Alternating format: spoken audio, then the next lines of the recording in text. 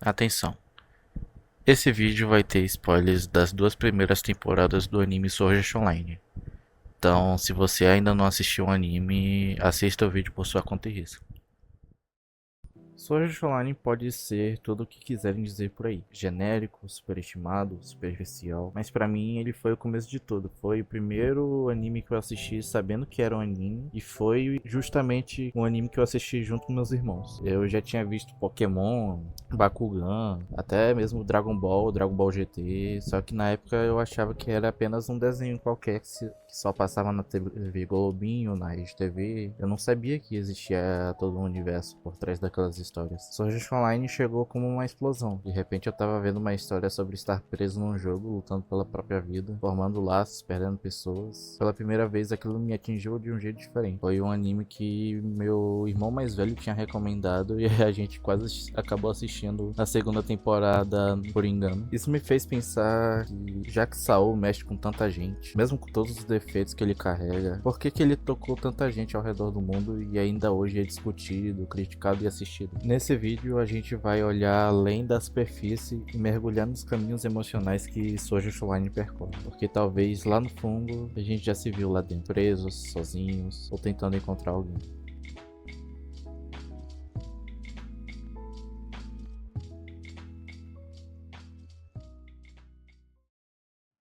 Sword Art Online nasceu como uma light novel escrita por Reiki Kawahara, um autor que, ironicamente, nem acreditava que ia chegar tão longe. Ele escreveu a história em 2002 para participar de um concurso de literatura, mas desistiu de enviar porque o material excediu o número de páginas permitido. Anos depois, ele decidiu publicar tudo online de forma gratuita e o resto é história. A novel acabou chamando a atenção de editoras e em 2009 começou a ser lançada oficialmente. Em 2012, Sao virou anime pelas mãos do estúdio A1 Pictures e explodiu. Foi um fenômeno. De repente, todo mundo estava falando sobre aquele tal anime onde as pessoas ficavam presas dentro de um jogo de realidade virtual. O conceito era novo para muita gente e a ideia de morrer no jogo ser igual a morrer na vida real foi o suficiente para pegar em cheio uma geração inteira que cresceu jogando MMOs e RPGs ou sonhando com eles. Mas Sao não ficou só nisso. A história cresceu, os mundos mudaram, Aincrad, Alfheim, Gangale, Underworld e o universo da franquia foi se tornando cada vez mais ambicioso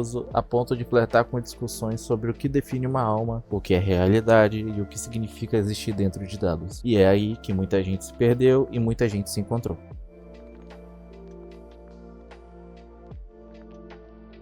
Sword Art Online não é só um anime de ação, é um anime sobre estar preso. E esse conceito, por mais simples que pareça, toca profundamente em algo humano. O medo de estar sozinho, desconectado, esquecido. Sword Art Online não é só sobre espadas e duelos. No fundo é um anime sobre medo. Medo de perder, medo de estar sozinho, medo de ser responsável pela morte de alguém. Kirito carrega esse peso logo nos primeiros episódios, com uma história que muita gente talvez nem lembre tão bem. A tragédia da Guilda dos Cavaleiros da Lua Sombria. Essa guilda era pequena, sem destaque, pessoas comuns tentando sobreviver naquele mundo cruel. E o Kirito, que já era forte, decide esconder seu nível e se juntar a eles, para se sentir menos sozinho, talvez ajudar. Só que ele hesita, ele quer se aproximar sem revelar quem realmente é. E entre os membros da guilda estava Sati, uma garota frágil, assustada, que dizia ter medo de morrer o tempo todo. E o Kirito, tentando tranquilizá-la, acaba por mentir. Diz que ela não vai morrer, que ele vai protegê-la, que ela está segura. No fundo, ele sabia que não podia garantir isso, mas naquele momento, ele só queria dar paz para ela, um pouco de conforto dentro do pesadelo.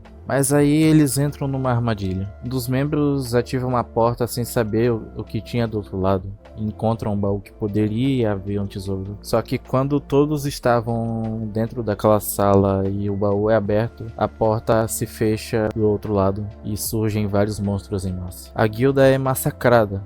Kirito sobrevive, mas os outros não. Ele presenciou os últimos momentos da Sati e pensou que talvez ela o odiasse naquele momento. E o pior é que ele poderia ter feito mais. Talvez se tivesse revelado sua força, talvez se tivesse enfrentado os monstros de verdade. Quando um dos sobreviventes descobre a verdade, ele acusa o Kirito de ser um bitter, alguém que tem um status elevado desde o começo, e se joga. Ele se mata e antes de morrer culpa o Kirito por tudo. O Kirito fica em pedaços. Ele carrega essa culpa, se se afasta, se isola ainda mais, começa a agir como alguém que merece a solidão que sente. Chegando o Natal, havia um rumor de que poderia ter um item raro que revive os mortos. Kirito vai atrás disso, desesperado, sozinho, como se fosse sua última chance de se redimir. Ele luta contra um boss quase impossível e quando finalmente consegue o item, descobre que ele não pode ser usado em alguém que morreu há mais de 10 segundos. Mais um soco, mais um fracasso. Mas então ele recebe uma mensagem gravada pela Sati antes de morrer. Ela canta uma música, diz que agradece por ele estar com ela, que ela não o odeia, que ele não deve se culpar. É uma cena simples, mas para quem entendeu tudo que veio antes, ela destrói e ao mesmo tempo reconstrói algo no Kirito. Ele não supera a culpa, mas começa a carregar ela de outro jeito. E é ali que a gente entende. O maior inimigo do Kirito não é o jogo, é ele mesmo. A ideia de morrer no mundo digital parece absurda, mas emocionalmente ela é real. Kirito sofre por não conseguir salvar os outros. Ele carrega a culpa, ele evita se aproximar. Ele lida com a morte como um jogador que aprendeu que perder vidas tem peso, e isso o transforma. A guilda que morre por causa de uma decisão errada. A garota que grava uma música antes de desaparecer. Esses são momentos que, em meio a espadas gigantes e duelos estilizados, pegam muito forte.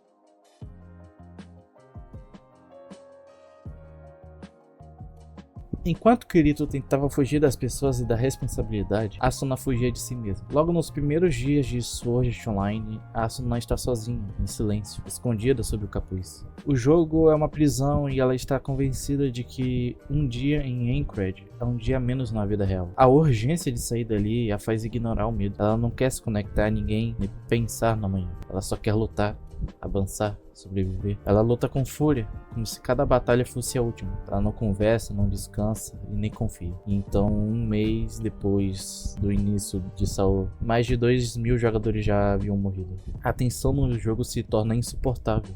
E a necessidade de derrotar o primeiro boss obriga os jogadores a se organizarem. E é nesse cenário que Asuna conhece Kirito, num grupo formado por Diabel, onde ela se apresenta como um talento bruto, rápida, técnica, mas emocionalmente fechada. Ela luta com uma ferocidade que esconde o medo. Eles formam uma dupla temporária. Kirito a orienta e ensina truques de combate, enquanto ela, mesmo sem admitir, começa a confiar um pouco nele. Durante a batalha, Diabel morre por esconder informações do boss. Ele havia trocado de arma como previsto, porém era uma arma diferente que havia na beta. Kirito acaba assumindo o comando e junto com Asuna conseguem finalizar um inimigo, mas o que deveria ser uma vitória acaba virando julgamento. Os players começam a acusar o Kirito, dizendo que ele sabia de informações e que a morte do Diavel foi culpa dele. O chamaram de cheater e beta tester, bitter. Kirito então usa um item raro e, para evitar que todos descontem sua raiva nele, se autodenomina esse bitter. Ele acaba virando vilão. E Asuna, atônita, observa. Ela não entende o motivo do sacrifício. Eles vencem juntos, mas saem separados. Asuna nunca planejou se apegar a ninguém, nem viver dentro de Aincrad. Ela só queria lutar, subir de nível e sair. Foi com essa mentalidade que ela aceitou se juntar a uma guilda. Era pequena, aparentemente inofensiva. E foi justamente por isso que ela aceitou ser vice-comandante. Achava que ninguém ali iria depender tanto dela. Mas ela não contava com o crescimento da Knights of the Blood Oath. Quando percebeu, era uma das figuras mais influentes de todo o jogo. Não dava mais para ficar à margem. Nessa época ela vivia discutindo com Kirito.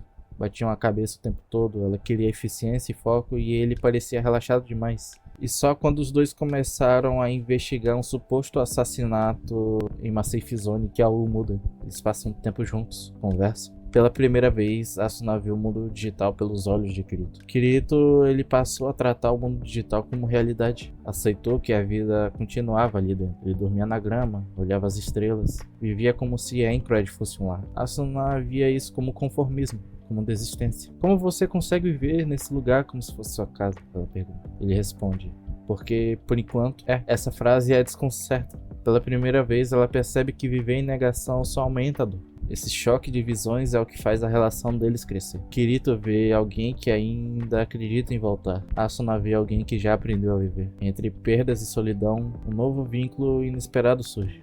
Yui, uma inteligência artificial esquecida por quem a criou, mas acolhida por quem mais precisava de algo para proteger. Para Kirito e Asuna, ela não era apenas um programa, era uma filha. E quando ela foi apagada, a dor bateu como se tivesse perdido alguém de verdade. Porque mesmo dentro de um jogo, eles haviam criado uma família.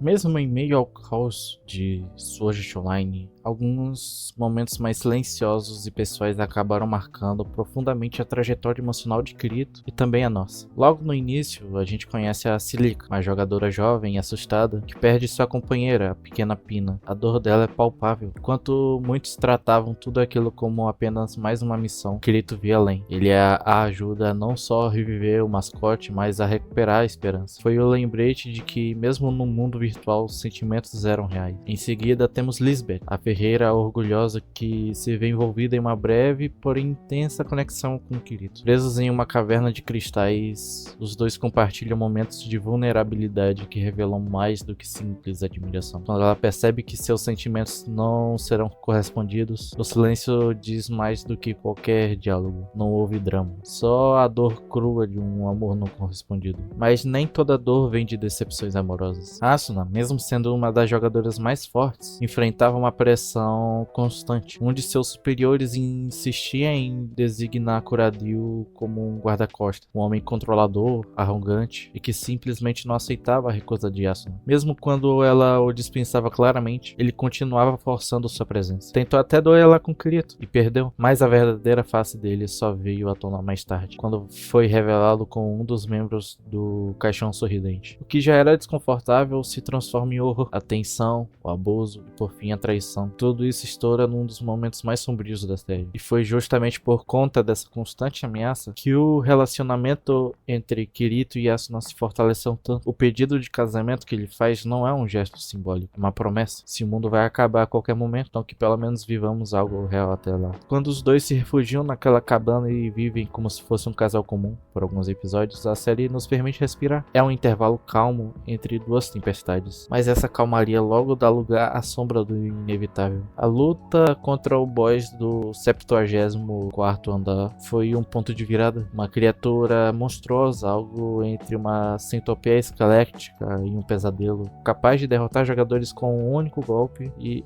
essa sensação de urgência e desespero era palpável. Mesmo os mais experientes sentiam que algo havia mudado. As baixas estavam crescendo exponencialmente, a ilusão de que poderiam avançar com esforço e coragem começava a ruir. Foi no final dessa batalha, em meio aos corpos, ao cansaço e à tensão, que Kirito notou algo estranho. Heathcliff, o líder da linha de frente, mal parecia afetado, nenhum sinal de desgaste. A barra de vida dele permanecia bem acima da metade, intacta demais para quem havia enfrentado um monstro tão destrutivo. Foi aí que Kirito arriscou tudo, lançou um ataque direto contra Heathcliff e por um instante viu algo impossível, a notificação de Immortal Object, objeto mortal, surgindo sobre ele. Aquilo só aparecia em NPCs e vulneráveis, objetos do mundo como paredes ou administradores do sistema. Foi quando ali a máscara caiu. Então Heathcliff revela que ele era Kayaba Kihiko, o criador de Sword Art Online, o arquiteto da prisão em que todos estavam. Ele não era apenas um observador distante, ele estava jogando entre eles o tempo todo, controlando tudo, enganando a todos. E foi como o Kirito disse, é entediante só ficar observando o jogo. Ele queria jogar também. A frieza com que ele revela a sua identidade contrasta com o choque nos olhos dos jogadores ao redor. Era a quebra definitiva da confiança, da lógica, da esperança. Kayaba propõe então uma última batalha. Se Kirito vencesse, todos seriam libertos. Se ele perdesse, o jogo continuaria e assim começa o confronto final. A luta foi extremamente tensa, foi árdua. Ela se rapidamente transforma em tragédia. No momento decisivo, quando Kirito está prestes a ser finalizado, Asuna se joga na frente do golpe, quebrando as regras do próprio sistema, forçando-se a mover mesmo quando já deveria estar paralisada. Ela toma o golpe por ele, então seu avatar se desfaz diante dos olhos de Kirito, e por um instante tudo para. O desespero toma conta. Kirito, consumido pela dor e com vários golpes erráticos que mal alcançam o Kayaba, deixa o ataque do Kayaba atravessá-lo também. Sua vida chega a zero, mas mas o jogo não termina. Nesse último resquício de consciência, movido pela promessa, pelo amor e pela perda, Kirito se recusa a desaparecer. Na escuridão, com a tela já desbotando, ele segura a espada mais uma vez, e antes que Kayaba possa declarar vitória,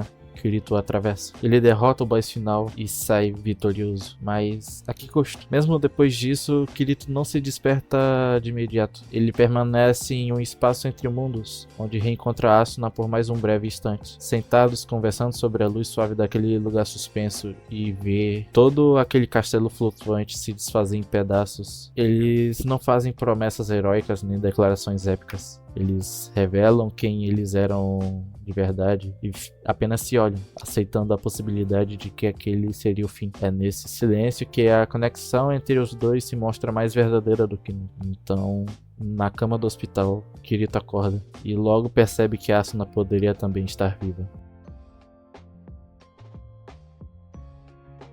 A Aincrad acaba, mas os traumas não. O corpo pode ter saído do jogo, mas a alma continuou lá dentro. Alfheim Online, o novo cenário, parece ser só uma nova roupagem para seguir a história, mas logo se mostra algo mais doloroso. Asuna era uma prisioneira que está acordada dentro de uma gaiola dourada, isolada, impotente. O que antes era uma luta pela sobrevivência agora se torna uma busca desesperada por liberdade e pelo reencontro. O Kirito de Halo já não é mais o mesmo. Ele carrega perdas, memória e culpa. E agora, mais uma vez, precisa atravessar o mundo digital para resgatar alguém. É em Halo que Yui também retorna. Salva como fragmento de código, reaparece como uma fada, quase como uma filha reencontrando os pais. A presença dela relembra o que foi construído em Aincrad, uma família nascida do improvável. Mesmo dentro de um mundo feito de dados, o vínculo era real. Paralelamente, vemos Lifa, prima do Kirito, envolta em seus próprios sentimentos, dividida entre a admiração pelo herói digital e a dor do amor impossível. E todo esse arco, por mais que tenha seus tropeços, fala sobre alcançar o inalcançável, sobre sentir o que você ama está logo ali, mais fora do seu alcance. Era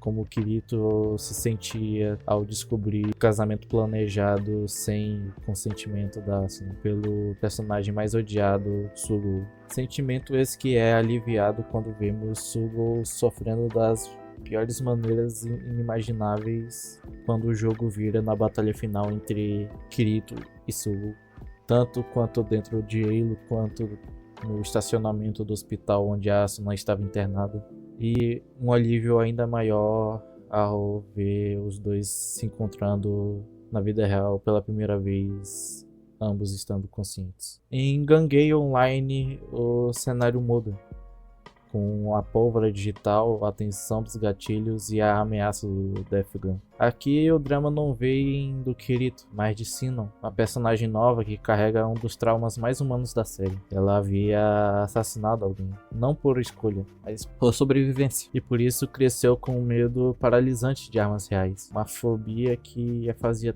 tremer, vomitar e até mesmo desmaiar. Mas ironicamente, no jogo onde as armas eram apenas pixels, que ela começou a recuperar a coragem. Lá ela podia ser forte, lá ela não era a menina traumatizada, era uma sniper precisa, uma competidora de respeito. E o arco termina com um pequeno gesto que diz tudo. A criança entrega a ela um desenho agradecendo por ter salvado a vida da mãe, a mesma que a Sinon havia protegido no passado, mesmo sem saber. Foi nesse momento que a menina se via como uma assassina, percebeu que também podia ser uma heroína. Sword Art Online sempre tratou do conflito entre mundos, o real e o virtual, mas em Modern Rosario esse conflito não é mais sobre a vida e morte em jogo, é sobre o que permanece depois do trauma, depois da luta, depois que tudo acaba.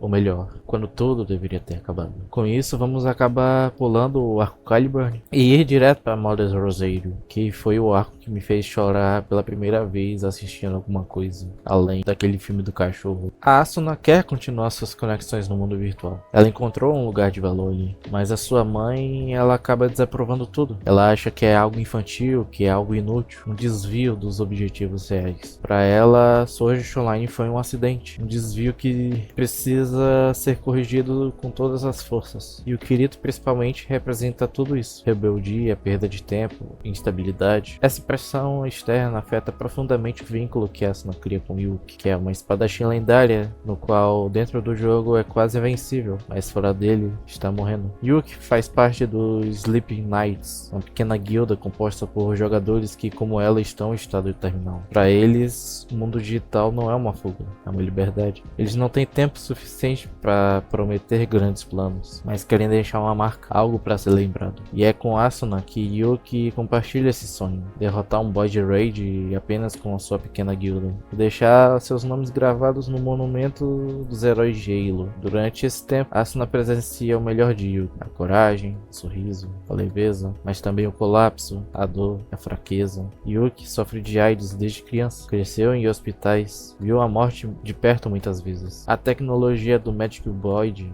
uma versão médica do Nerve-Gear, foi a única maneira de dar a ela uma vida. Mesmo que feita de dados, foi a única vida que ela realmente pôde viver. E mesmo assim, Yuki nunca perde a vontade de lutar, de sorrir, de dar sentido ao pouco tempo que tem. Ela transforma sua dor em luz para os outros. E sua amizade com Asuna muda a própria Asuna. Quando a Yuki parte, ela não some, ela é homenageada. Milhares de jogadores se reúnem no mundo virtual para dizer adeus em uma das cenas mais emocionantes do anime inteiro. Ali a dor é mais do que real. Os personagens choram, os fãs choram. Não importa se é um jogo, os sentimentos são verdadeiros. Quando Yuki deixa sua técnica final, o Mother's Rosario para Asuna, ela não entrega só um golpe, ela entrega uma parte de si, uma lembrança viva. Esse arco é o momento em que Sword Art Online para de ser apenas sobre espadas, sistemas de sobrevivência. Ele se torna sobre empatia, perdas reais e a forma como escolhemos lembrar de quem amamos.